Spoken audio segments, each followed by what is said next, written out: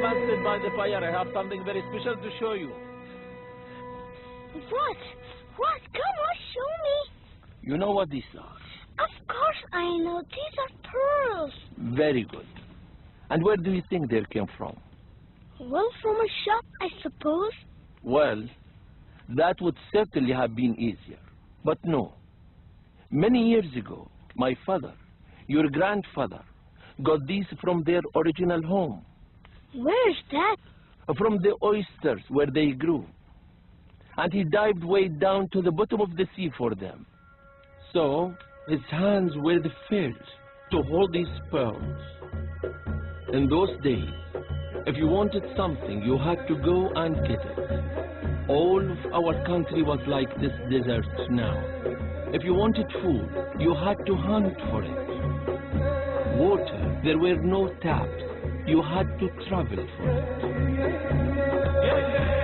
And to earn money, your grandpa would set out to sea, diving, diving, and diving again for pearls.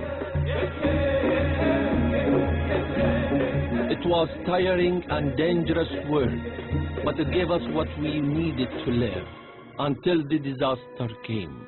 Why? What happened? In the early 1930s, people found a way to make pearls rather than dive for them. And suddenly, no one wanted the grandpa's pearls anymore. Life became very tough for him and for thousands of people. So what happened? It was like Allah was watching over our country. Because at the same time as people stopped buying our pearls, a new and very valuable gift was being discovered. I know, oil. That's right. Oil explorers came from everywhere in search of oil. And they found it. So everyone's problem was over. Now the country was rich, yes? But it took more than just money to set us on the path to a better life.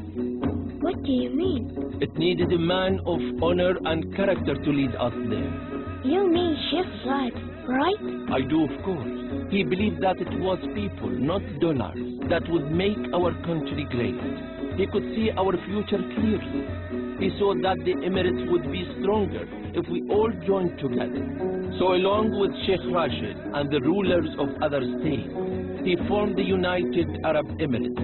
And of course, he became the first president as well. He built roads, hospitals, airports, schools.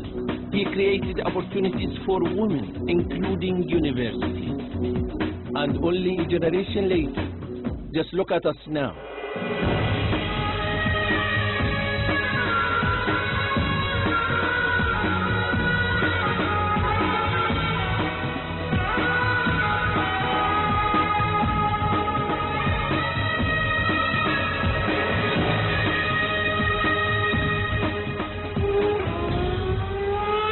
We have the most modern racetrack in Formula One. Oh, yes.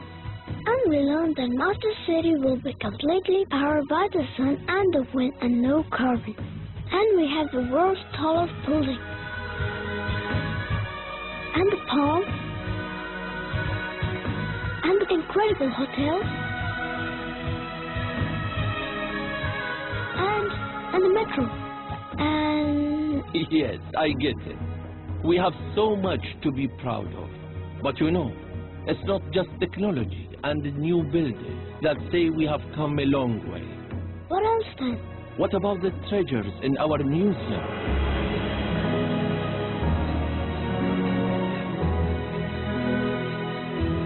The art that hangs in our gallery? And the magnificent new Grand Mosque in Abu Dhabi?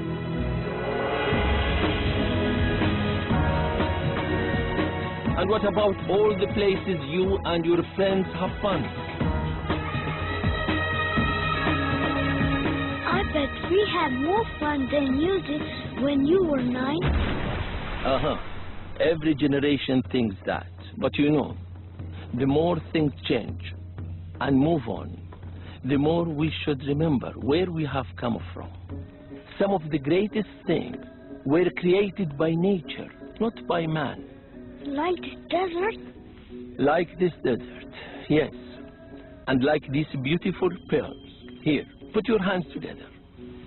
It's time to pass them on to you, as my father did to me. So when you are grown up, they will remind you of the journey that he started and which you are carrying on. Now, get some sleep. Tomorrow, we head for the city.